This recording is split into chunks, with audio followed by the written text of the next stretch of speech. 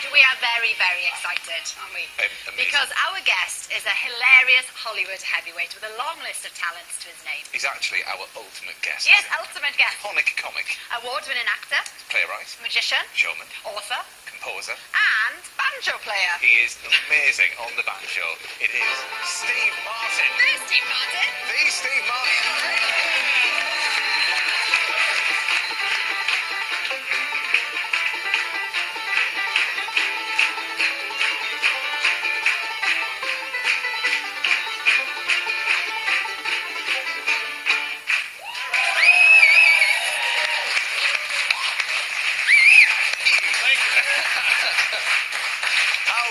You are. Stabby with my banjo. Oh, that's fantastic. Thank you. Nice to Thank see you. That was the shortest banjo song I've ever played. I want you to know that. Absolutely tremendous. And you've just we've made your way over here, really, from playing the banjo. I'm exhausted from the walk. But Capitol Hill, 4th of July, you were playing your banjo for President Obama. How was it? Well, actually, we played on the Capitol lawn. You have a rehearsal shot there up because there's no audience, but there was 500,000 people there. And actually 500,004 because we had 4 guest tickets. Right. Okay. But actually we played at the White House for the president on a different occasion in the White House for 100 people, including the president. And the fact that I played the banjo at the White House for the president of the United States has to be one of the greatest thrills of his life. Oh, without a doubt, without a doubt. But I mean, he is a big fan of you playing the banjo and of your films, like Matt and I, of course. I mean, you've starred in some of the most iconic films of the last 30 years. Well, I'm going to quote that. There we are. You can have that, Matt Steve. and Alex say... Yeah, definitely. But I mean, before that, you were a comedian. But Yes. would you say that it's music now that's taken centre stage? Well, it is for a while. You know, my whole career has kind of shifted a little bit, and I've always gone with the flow. I've written books, I've written a memoir, I've written novels, and now I'm... But, you know, what it is really I'm performing live again, and I'm doing music. I did that before when I was doing stand-up. I had a little bit of music in the show. Now I have a lot of music in the show, and comedy. We do comedy in the show, too. We have at least a third of it is comedy, or at least what I think of as comedy. Brilliant, brilliant. Well, Steve, let's just indulge ourselves in one of the most iconic with John Candy.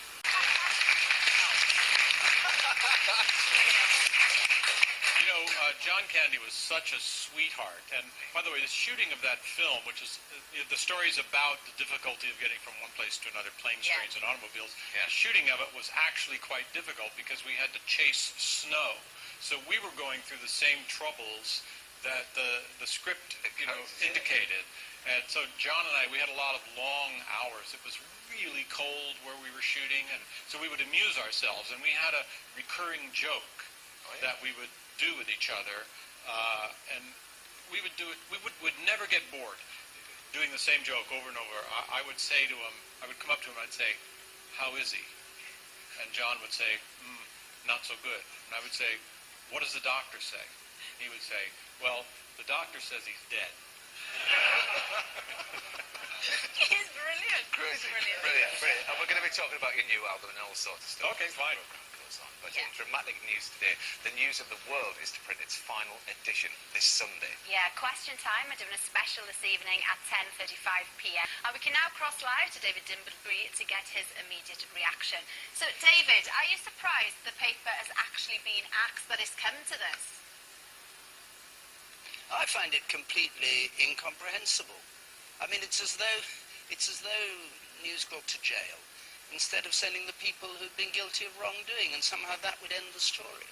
I mean, I just don't understand it, unless they feel it's commercially no longer viable because people have taken against it in droves. But, you know, time passes and people will probably come back to it. So I suspect it's a clever move to try and sort of diffuse the thing and allow Murdoch to go ahead and take over this huge chunk of television of B-Sky B, which is what he's really after. That's what I suspect. And if it is this clever move, as you suggest, then do you think this has drawn a line under the whole affair?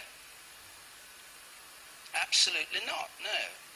Absolutely not. Not politically, because people will be asking questions about the connections between Murdoch and the Prime Minister, those close connections. People will be asking what's going to happen to Rebecca Brooks. who runs News Corporation, and there are a whole lot of cases that the police are going to be looking at. It's going to go on and on, so I don't think it has that effect.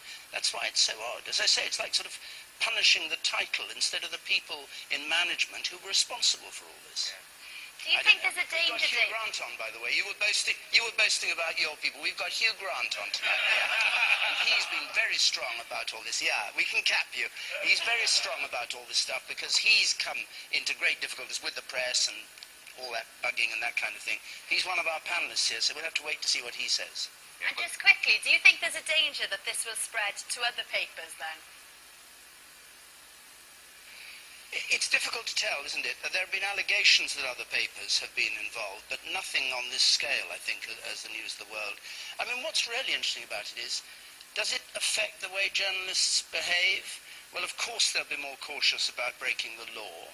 Does it affect the way the police behave if cases are proven against them for telling stories to the press in return for 500 quid and all the rest of it?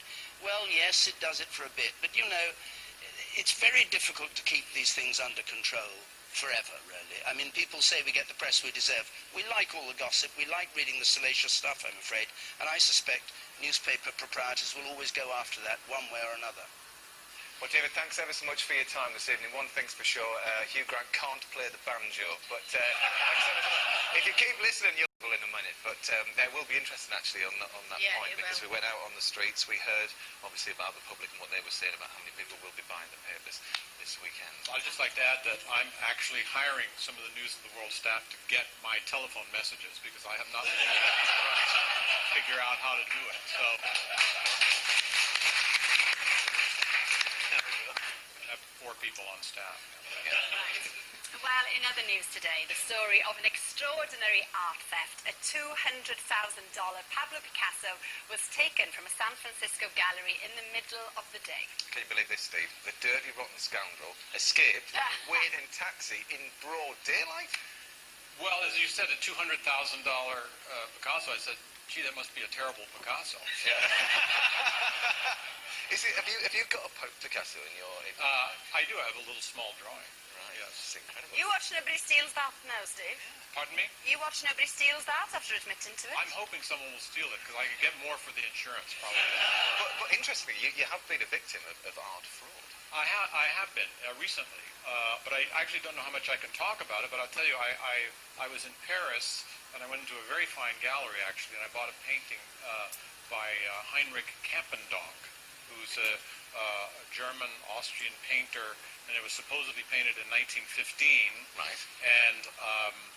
And then I got a call.